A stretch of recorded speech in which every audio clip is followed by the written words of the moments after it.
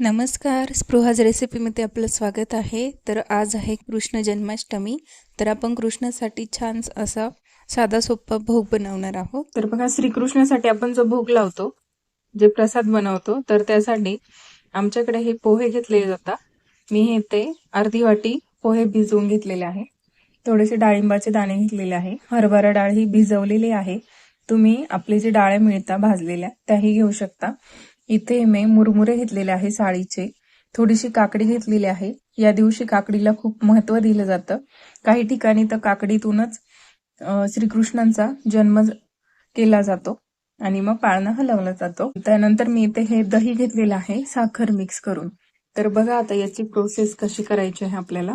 आमच्याकडे हे उपवास जरी धरला तरी गोडच पदार्थ खातात, तिखट खात नाही। तुमच्याकडे जर तिखट खात असतील तर तुम्ही यामध्ये हिरवी मिरची बारीक चिरून किंवा कापूनही घालू शकता। तर बघा, इथे मी आता हे जे आपण जिन्नस घेतलेले आहे ती आता स्टेप बाय स्टेप घालून घ्यायची आहे।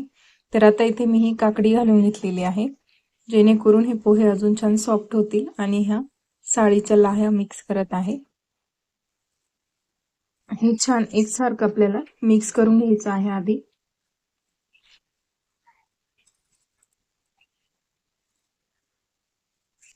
आपण हे डाळिंबाचे दाणे शेवटला घालणार आहोत, डाळ घालून घेणार आहोत। तर बघा, अशा पद्धतीने हे मिक्स झाल्यानंतर आपल्याला हे दही घालून घ्यायचं आहे।